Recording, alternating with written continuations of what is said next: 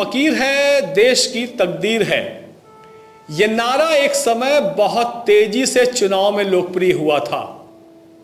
यह वो चुनाव था जिसने देश की सबसे पुरानी पार्टी के दबदबे को खत्म कर दिया। नमस्कार, द पेन डाउन में आपका स्वागत है। मैं हूं पीयूष त्रिपाठी। हमारी विशेष प्रस्तुति भारत के प्रधानमंत्री की इस कड़ी में हम बात करेंगे उस शख्सियत की जो एक रियासत के राजा थे। राजा होने के बावजूद वो स्वभाव से एकदम सरल थे, लेकिन उन्होंने सिद्धांतों से समझौता नहीं किया और भ्रष्टाचार के आरोप में अपने ही प्रधानमंत्री के खिलाफ बगावत कर दी और उन्हें कुर्सी से हटाकर एक दिन खुद ही उस कुर्सी पर आसीन हो गए। 1989 का लोकसभा चुनाव एक ऐसा चुनाव था जिसमें महज एक साल पहले बनी पार्टी ने प्रचंड बहुमत से पिछला चुनाव जीतने वाली पार्टी को धूल चटा दी। इस पार्टी का नाम था जनता दल और इसके संस्थापक थे विश्वनाथ प्रताप सिंह।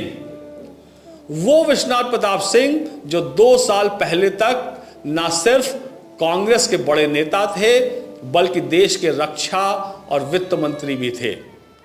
इलाहाबाद के पास स्थित मांडा राजघराने से ताल्लुक रखने वाले विश्वनाथ प्रताप सिंह का जन्म 25 जून 1931 को हुआ था और लोग उन्हें राजा मांडा या राजा साहब कहकर संबोधित किया करते थे। इलाहाबाद और पूना विश्वविद्यालय से पढ़ाई करने वाले राजा मांडा विश्वनाथ प्रताप सिंह ने संत विनोबा भावे के भूदान आंदोलन में सक्रिय भूमिका निभाई और अपनी जमीनें भी दान में दे दी। विश्वनाथ प्रताप सिंह का विवाह राजस्थान के देवगढ़ मदारिया के राजा की बेटी राजकुमारी सीता देवी के साथ हुआ। कहा जाता है कि सीता देवी उदयपुर के महाराणा प्रताप की वंशज थीं। उनके 2 बेटे हुए, अजय सिंह और अभय सिंह। विश्वनाथ प्रताप सिंह की छात्र जीवन से ही राजनीति में दिलचस्पी थी और वो कांग्रेस से जुड़ गए। वीपी सिंह पहली बार 1969 में उत्तर प्रदेश विधानसभा में पहुंचे। वीपी सिंह का राजनीतिक कद तेजी से बढ़ रहा था और वो 9 जून 1980 को उत्तर प्रदेश के मुख्यमंत्री बनाए गए। उस समय यूपी में दस्यु समस्या चरम पर थी। वीपी सिंह ने वादा किया था कि अगर वो डाकुओं के आतंक को खत्म नहीं कर पाए तो इस्तीफा दे देंगे। यूपी के सीएम पद की शपथ लेने के बाद ही वीपी सिंह की सरकार ने डकैतों के खिलाफ अभियान शुरू कर दिया और लगभग हर दूसरे दिन डकैतों के एनकाउंटर होने लगे। तभी एक ऐसी घटना घटी जिसने उत्तर प्रदेश सहित पूरे देश को दहला दिया। बैंडिट क्वीन के नाम से मशहूर डकैत फूलन देवी ने कानपुर के पास बेहमई गांव में 20 लोगों को एक लाइन में खड़ा करके गोली मार दी। सभी मृतक ठाकुर बिरादरी से थे। वीपी सिंह भी ठाकुर थे, तो इस नरसंहार के बाद उन पर दबाव बढ़ गया। हालांकि फूलन देवी को उत्तर प्रदेश पुलिस गिरफ्तार नहीं कर पाई और फूलन देवी ने मध्य प्रदेश के मुख्यमंत्री अर्जुन सिंह के सामने भिंड में आत्मसमर्पण कर दिया। फूलन देवी का कहना था कि उसे उत्तर प्रदेश पुलिस पर विश्वास नहीं है। आत्मसमर्पण के बाद फूलन देवी मध्य प्रदेश की ही जेल में रही। इसके बाद वीपी सिंह के इस्तीफे की मांग और तेज हो गई। तभी एक ऐसी घटना हुई जिसने वीपी सिंह की मुसीबत बढ़ा दी।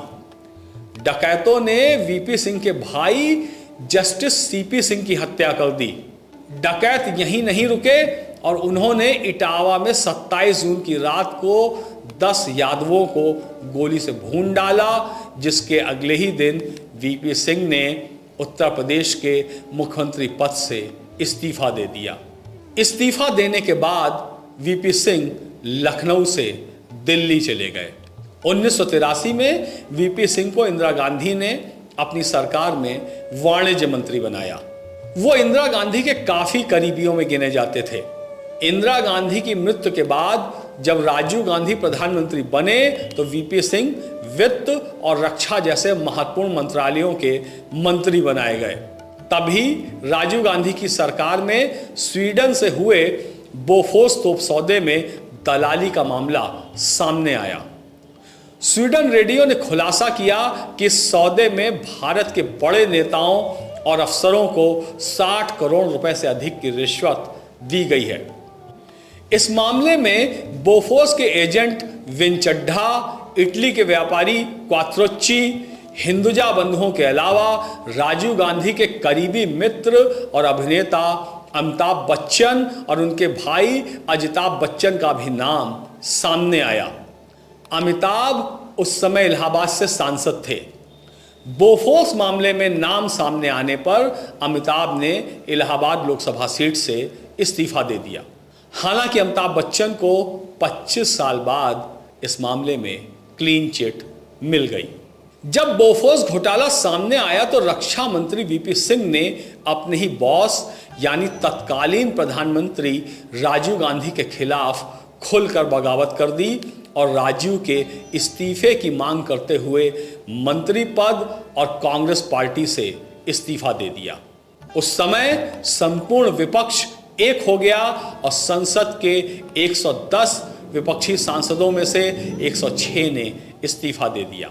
राजीव गांधी के भाई और सलाहकार अरुण नेहरू समेत तमाम कांग्रेस नेताओं ने भी पार्टी छोड़ दी। वीपी सिंह के नेतृत्व में नई पार्टी का गठन किया गया जिसका नाम रखा गया जनता दल। बोफोर्स तोप सौदों में दलाली की वजह से राजीव गांधी सरकार पर संकट गहरा गया था और इसी आरोप की वजह से 1989 में उन्हें पीएम की कुर्सी भी गंवानी पड़ी और लोकसभा चुनावों की घोषणा हो गई। इधर वीपी सिंह के जनता दल की लोकप्रियता बढ़ रही थी। वीपी सिंह को हरियाणा के चौधरी देवीलाल, आंध्र प्रदेश के एनटी रामाराव, वामपंथी पार्टियों और भारतीय जनता पार्टी का भी साथ 1989 के चुनावों में मिला।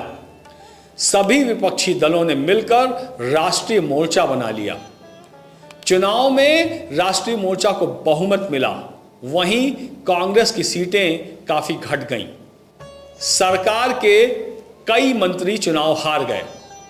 इतनी बड़ी संख्या में सीटें मिलने के बाद वीपी सिंह ने भारतीय जनता पार्टी के सहयोग से 2 दिसंबर 1989 को प्रधानमंत्री पद की शपथ ली। वीपी सिंह देश के पहले प्रधानमंत्री थे जो राजपूत बिरादरी से आते थे। उनके पीएम बनने पर देश के साथ साथ नेपाल तक खुशियां मनाई गईं। प्रधानमंत्री बनने के बाद वीपी सिंह ने देश में मंडल कमीशन की सिफारिशें लागू कर दी। मंडल कमीशन ने 1980 में इंदिरा गांधी की सत्ता में वापसी के बाद ही अपनी रिपोर्ट राष्ट्रपति ज्ञानी जैल सिंह को सौंप दी थी, जिसे इंदिरा गांधी ने लागू नहीं किया। वीपी सिंह ने मंडल कमीशन लागू कर दिया। मंडल कमीशन लागू होने से ओबीसी को सरकारी नौकरी में आरक्षण मिल गया, लेकिन सवर्णों की नज़र में वीपी सिंह खलनायक बन गए। वीपी सिंह के पीएम बनने के पहले नारा लगता था, राजा नहीं फकीर है, देश की तकदीर है। वही नारा अब बदल गया, नया नारा लगने लगा, राजा नहीं रंक है, देश का कलंक है। एक तरफ सवर्णों में वीपी सिंह के खिलाफ आक्रोश था, वहीं देश में राम मंदिर आंदोलन भी जोर पकड़ रहा था। राम मंदिर आंदोलन के समर्थन में भाजपा नेता लाल कृष्ण आडवाणी गुजरात के सोमनाथ से अयोध्या तक राम रथ यात्रा निकाल रहे थे। रथ यात्रा में भारत के वर्तमान प्रधानमंत्री नरेंद्र मोदी भी आडवाणी के साथ थे।